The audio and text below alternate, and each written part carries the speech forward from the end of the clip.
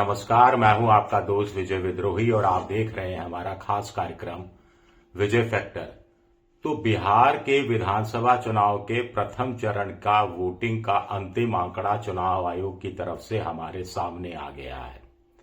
महिला वोटर कितने हैं, पुरुष वोटर हैं कितने हैं, ये भी पता लग गया है, लेकिन ये पता नहीं लग पा रहा कि कौन आगे है, या इसका थोड़ा थोड़ा अंदाजा हो रहा है। विपक्ष के लोग कह रहे हैं, खासतौर से राहुल गांधी, कि चुनाव तो पहले ही चोरी हो चुका है। क्या वाकई में चुनाव चोरी हो चुका है? वोट परसेंटेज के आधार पर क्या कोई आंकड़े तक हम पहुंच सकते हैं? बहुत इंटरेस्टिंग वीडियो है दोस्तों, कुछ नए चौंकाने वाले आंकड़े हैं। एक सबसे बड़ा चौंकाने वाला आंकड़ा तो यह है कि कुल मिलाकर एसआईआर के बाद जो 42 लाख नाम काटे गए, यानी 7.89 करोड़ से घटकर संख्या 7.42 करोड़ तक पहुंच गई, 47 लाख नाम काटे गए, तो कुल मिलाकर 8 पॉइंट समथिंग % वोटों का प्रतिशत कम हो गया, यानी 8.2% वोटर कम हो गए। और इंटरेस्टिंग आंकड़ा क्या है कि करीब करीब 8% वोट ही बढ़ा है, यानी जितने कम हुए उतने ही बढ़ गए। पिछली बार 57% वोट हुआ था, इस बार 65% हुआ है। होल फिगर की बात कर रहे हैं, 8%। एक और दिलचस्प आंकड़ा है कि 69% महिलाओं ने वोट डाला, 61% पुरुषों ने वोट डाला। यहां भी 8% का फर्क है, 8% का फर्क है। लेकिन इसके बावजूद फर्क है कि जो चुनाव आयोग ने पहले दौर में 65 लाख वोटरों के नाम काटे थे एसआईआर के दौरान, उसमें 16 लाख महिलाएं थी, जो ज्यादातर ईबीसी और महादलित या अल्पसंख्यक वर्ग की थी। यानी आप 16 लाख नाम काट देते हैं, उसके बाद भी महिला वोटिंग परसेंटेज 8% पुरुषों के मुकाबले बढ़ जाता है। अब एनडीए के लोग खुश हो सकते हैं, ये तो हमारी तरफ जा रहा है, बल्ले बल्ले हो गई।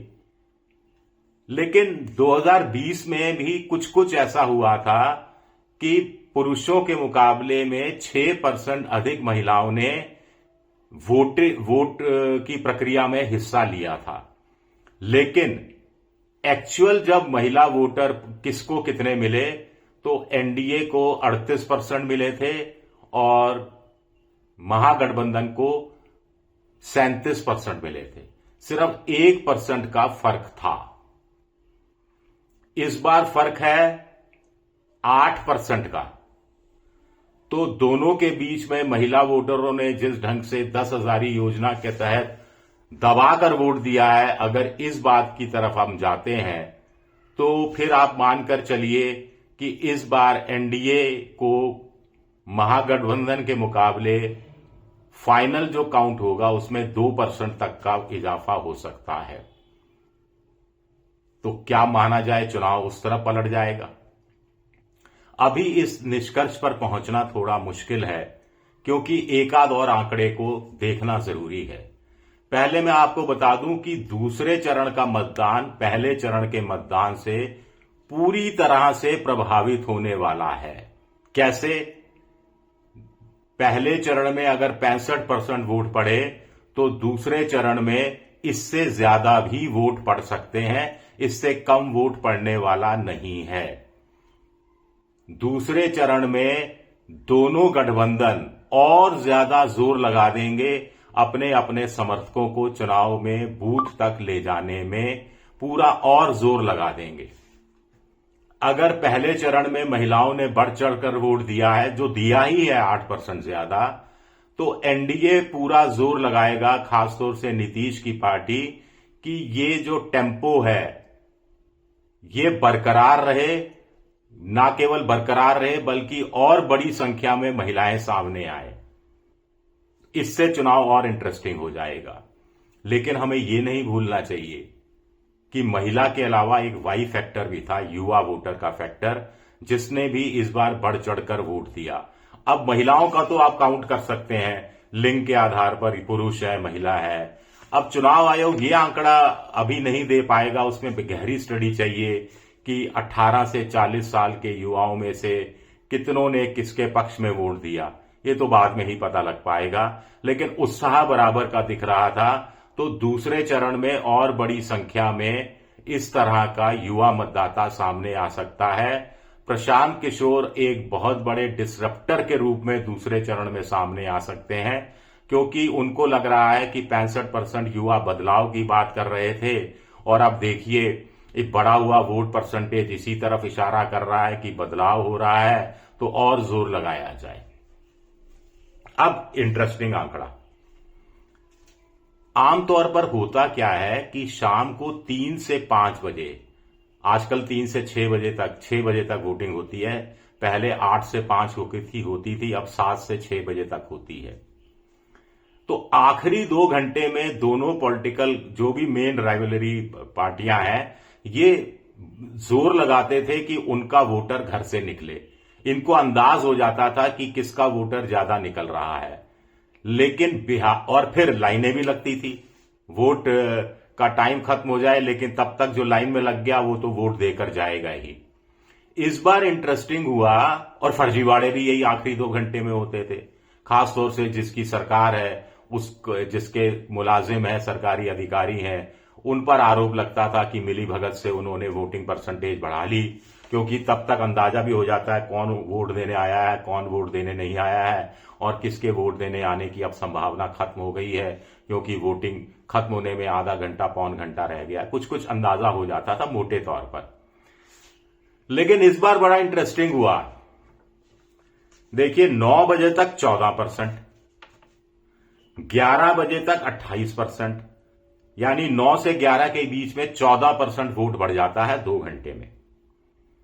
1 बजे 42%, यानी 11 से 1 बजे के बीच में फिर 14% वोट बढ़ जाता है, 28% से बढ़कर 42% हो जाता है।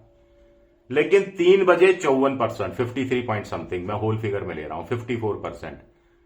1 से 3 बजे के बीच में वोटिंग की रफ्तार कम हो जाती है, 42 से 54, 12, लेकिन 12% भी बहुत अच्छा है, 2 घंटे में 12% वोट बढ़ गया। अब इंटरेस्टिंग है, फाइनल आंकड़ा 6 बजे तक का 65% आया है। 3 बजे 54% था, 54%। 6 बजे आंकड़ा आया है 65% का, 11%। आखिरी 3 घंटे में सिर्फ 11% वोट बढ़ा, और 3 घंटा प्लस, क्योंकि कहीं ना कहीं तो कुछ वोटर लाइन में लगे रह ही गए होंगे। और चुनाव आयोग ने खुद कहा था, जब उन्होंने वोट परसेंटेज सार्वजनिक की थी, तब कहा था कि 3000 बूथ में अभी भी लोग लाइन में लगे हैं, तो उसका अंतिम आंकड़ा बाकी है, यह भी कहा था चुनाव आयोग ने। तो यह इंटरेस्टिंग है कि 3 से 6 बजे तक सिर्फ 11% वोटिंग क्यों बढ़ी? क्या बेईमानी नहीं हुई?